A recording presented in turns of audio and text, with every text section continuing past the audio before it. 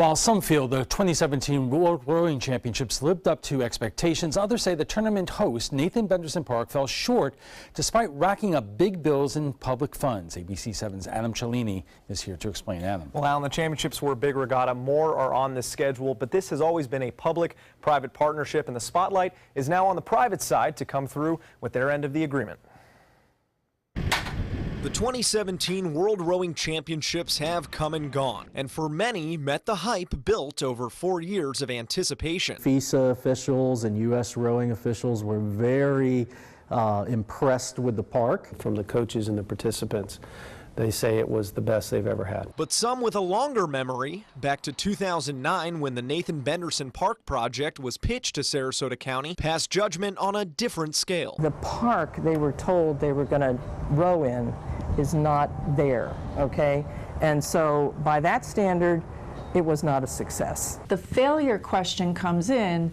Did this perform the way it was expected? Were we sold a bill of goods? Back then, a world-class course, boathouses, and judges' tower cost an estimated $6.7 million. A year later, the vision changed. Capital improvements grew larger and more elaborate, and Sarasota County's bill went from $5 to nearly $20 million. The cost of the project just kept going up. First it was, it started 2 to 3, then it was 6.7, then it was 25, then it became 40, then it became 52. And right away, the public,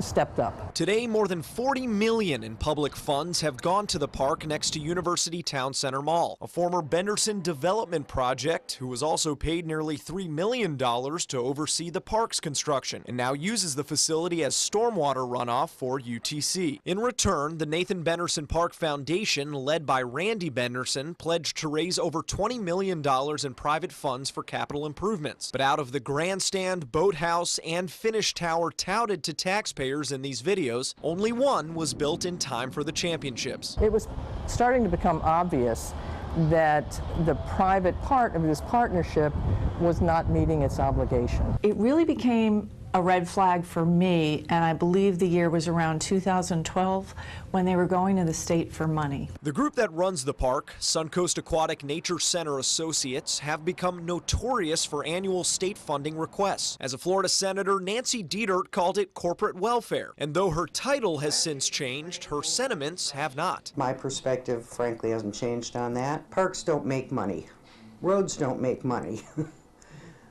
If it's a break-even, I'm fine with it. Fellow County Commissioner Charles Hines, however, is willing to give Sanka a pass on their original promise to become self-sustaining. We can't just assume that Sanka is going to run that park all by itself, zero cost to the tourist development tax, because it is a public park. It's open all the time. The boathouse, which we're told is still in the works, was always an important piece of driving revenue for the park. But Hines refuses to pass blame on the foundation or Randy Benderson. I kind of get a little upset when people try to think or accuse him of not doing enough.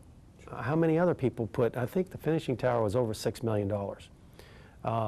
That's a lot of money for an individual to commit. Benderson himself tells us $7 million had been raised for the tower. And back in January, Foundation board member Mike Bennett boasted a figure twice as high to lawmakers. $5 million will complete our boathouse.